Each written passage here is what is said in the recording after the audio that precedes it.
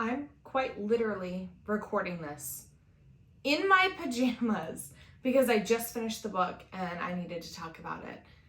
This is my review of The House Across the Lake. I'm sure you've heard of it. It is all over TikTok. It is all over Bookstagram. It's all over wherever you see any books. I guarantee that is going to be like the #1 thriller that you're going to find this October. Just a warning, there are going to be some spoilers in this, because it wouldn't be a review without it unless I was just like, oh, it's so good. Now, the whole entirety of the show is that I take a shot before each episode and then I talk about it. I have my trusty little cow shot glass and my 21 Seeds Cucumber Jalapeno Tequila. This is my first time ever trying it. It's not sponsored. I wish it was, because I just have a feeling I'm gonna love it. I do apologize though while I get this open. I'm not kidding. This is really my first time having it. I apologize for, the outfit and the blanket and the lack of makeup, but I had to record a video on this because this book left me feeling a lot of different ways, to the point where I'm definitely gonna need more than one shot when it comes to talking about it. But if you've read the book, then you know that might not be a great idea. Hold on. Pause. One moment. You're literally just gonna watch me just to make sure that this isn't peeking on the screen because it looks like it might be. Why isn't it starting where I just asked it to start from? Oh, it's literally just me opening the thing. You'd think since I did radio and everything, I wouldn't have to do this and I would just know what I'm doing. I was opening it too close to the microphone, so it was making a lot of weird noises. All right, cucumber jalapeno. Now I feel like it's covering my face. This is why I need just like a camera person to just come up and work it all for me. Okay, cucumber jalapeno tequila by 21 Seeds. It's a woman-owned business. I think it's 3 women that own it, and I'm really excited to try it. I do have a cup of orange juice just because I love orange juice, but we'll see if I even need a chaser. I don't want to open it too fast because I don't want it to go everywhere. Woo! Oh, I smell the jalapeno. Just as a disclaimer, I'm 27 years old. I'm allowed to drink this, and my son's in bed and my husband's home, so this is allowed. Oh my gosh. Oh, that's spicy. Okay, all right, starting off. I know this is technically supposed to go on like cocktails. I don't have time for that. Okay. This is the Tequila Mockingbird podcast. I'm your host, Renee. Let's take this shot.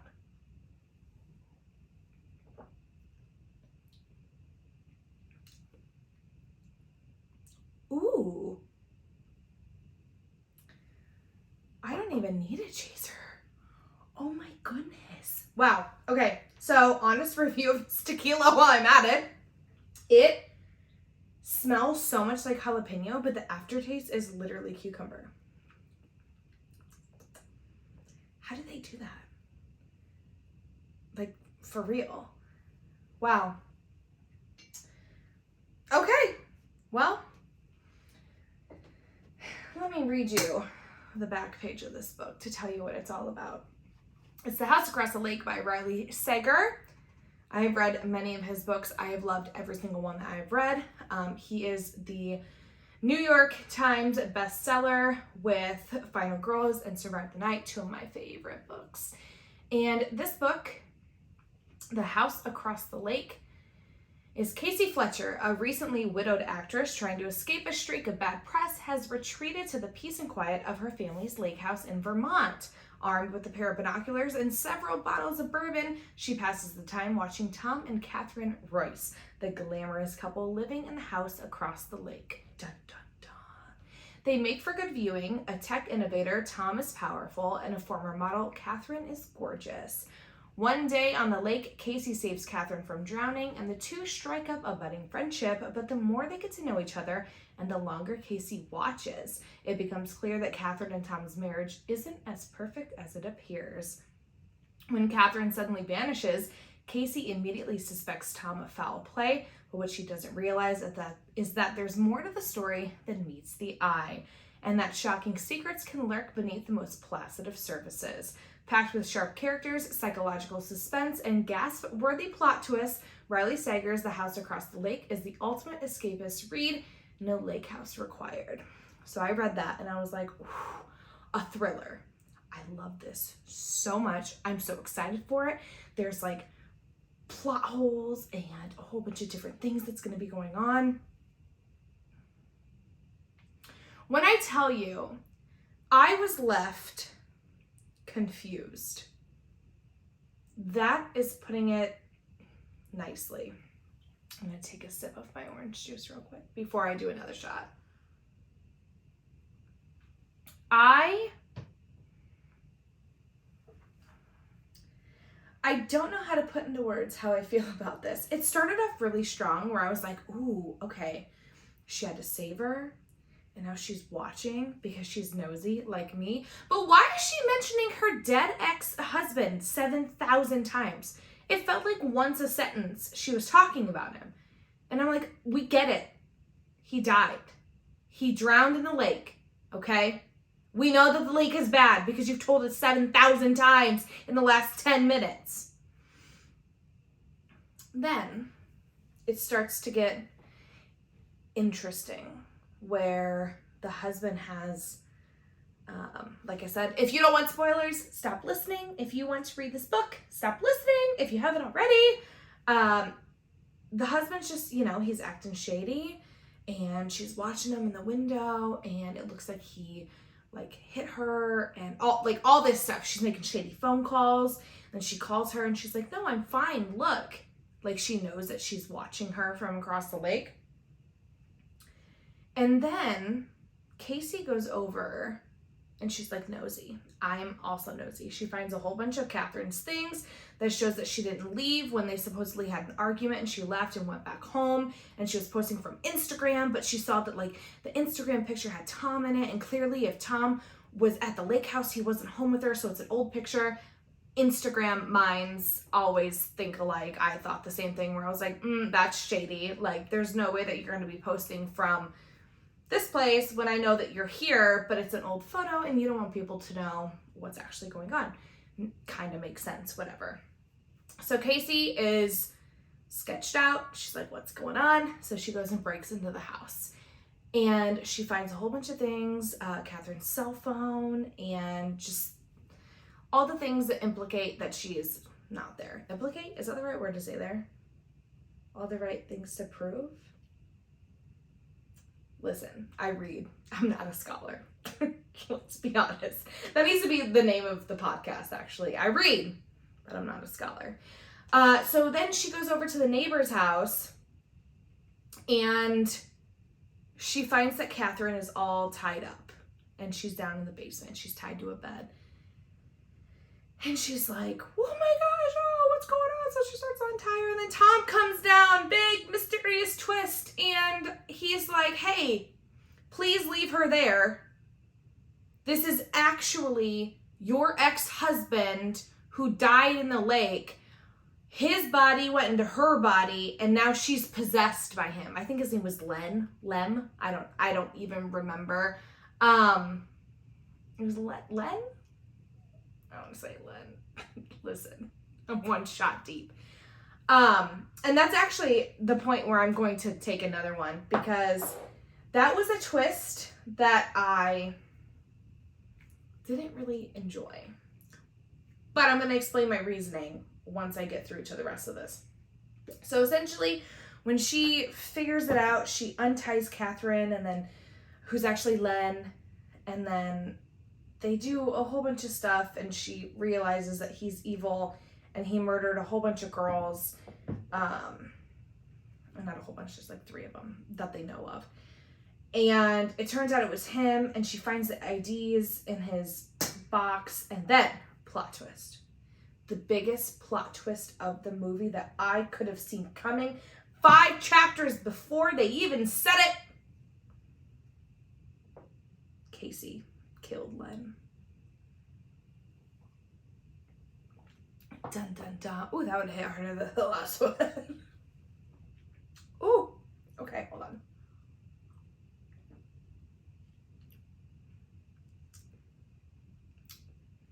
Okay. They made a gross noise going down. I'm so sorry if you heard that. But we're real and we're honest on this podcast.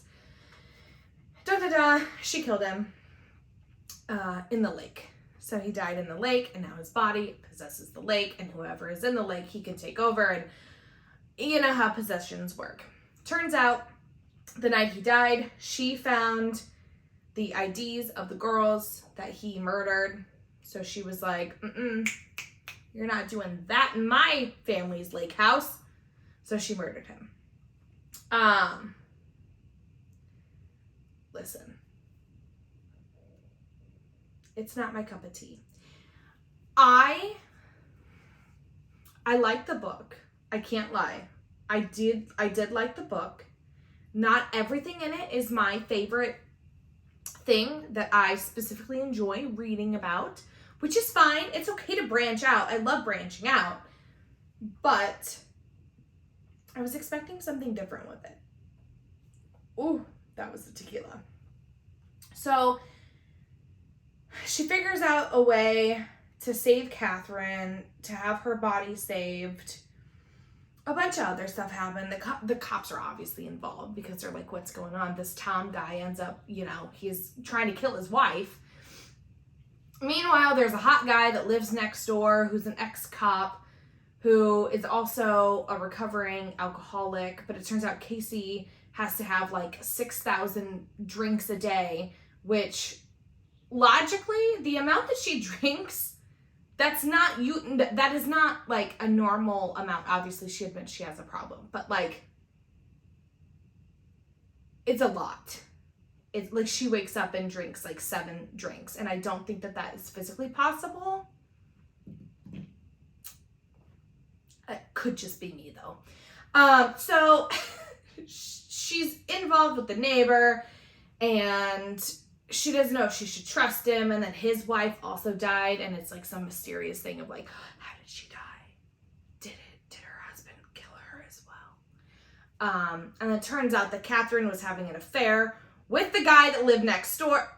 It's a whole thing. There were so many plot twists, and then at the end of it, when Casey saved Catherine again and made Len get out of her body and go into hers, Catherine then saved Casey and was like, hold on, I'm going to give you a second chance. And she's like, perfect, great. Well, the Googling she did before, apparently there was some show that Casey was on, or a play or something, where a husband is like poisoning the wife and slowly kills her, yada, yada, yada. She thought that's what Tom was doing to Catherine. Listen, the amount of twists and like turns, but not twists and turns in the sense of being like, oh my goodness, that's so good. More in the sense of like, why? Why did we need this in here? So anyway, at the end of all that, Catherine saves Casey from Len's body. Casey then takes the cop out on the lake, and she's like, this is where the girls are buried. Len told me, yada, yada, yada, yada, yada. Great, cool. It's all fixed. We're all good. Casey decides to pick up the binoculars again, and she realizes that Catherine is sick on the couch, and she puts 2 and 2 together that Tom was for sure poisoning Catherine. And then before she goes to save Catherine, to tell her, to warn her that her husband is slowly killing her, Tom's behind her, and Tom tries to attack her, and Casey has to kill Tom. Listen.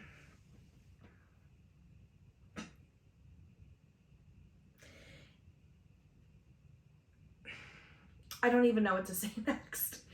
It's literally so much in a span of, how many pages? 368 pages that I don't even remember everything that happened, and I just got done reading it. Make it make sense. Now, the book ends. I'm sitting here. I'm not gonna lie, I was a little disappointed. It's not how I thought it was going to be. I can't be disappointed because the idea of the book, I like it. It's fun, it's wild, there's so many twists and turns. If you like that kind of book, this is great for you. I, however, thought that all the twists and turns did not make sense. For me personally. It was fun. Like, looking back at it, like, not in my body of being like, this is what I like to read, but in the sense of like a book as a whole and what Riley Sager was going for. Yeah, it's a good book. I like it. No wonder why it's on like all the high lists and everything for people to read this fall. I don't even know what I'm trying to say. But just, you know, for me, it wasn't the greatest thing. And then I went to explain the whole plot to my husband because we read completely different books. And I was reading it to him, and he was like, just me talking to him, he's like, I need a shot. I need a drink of tequila just from everything you just told me about this book that I'm never going to read. So it was confusing. It was fun. I'm not gonna lie. Like, looking back and being like, okay, putting aside how I feel, yeah, it was fun. It was a fun book. I liked it. I think on my Goodreads, I did 3 stars. Rounded down from a 3.5. Yeah, I was hoping it would have been higher, but if you like that kind of book where it's like a thriller, but also you have like a paranormal sense to it, absolutely great. That's fun.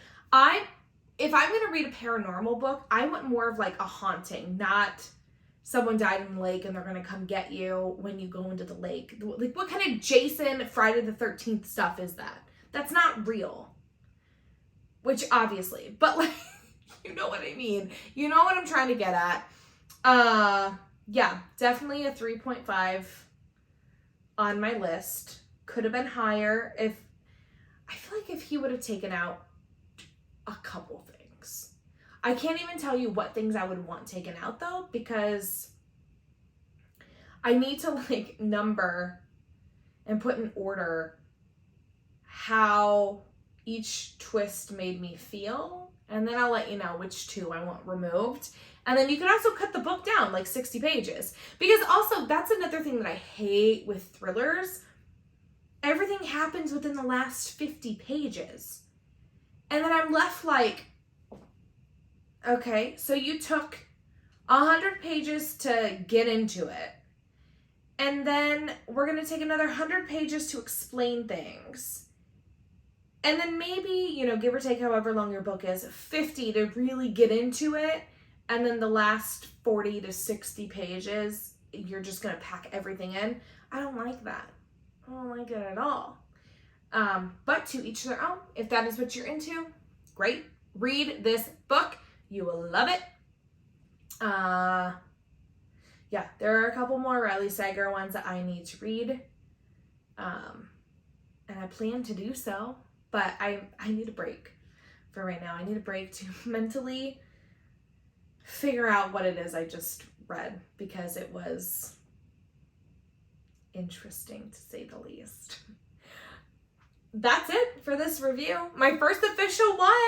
Yay! The House Across the Lake by Riley Sager. Definitely read it. I know that my review was not the most positive, but I did say that I liked it, okay? It just wasn't my usual thing that I like to read. And that's fine. Like I said, I like to branch out, and maybe next book I read like this, I will love it. Either way, I love Riley Sager. Sager?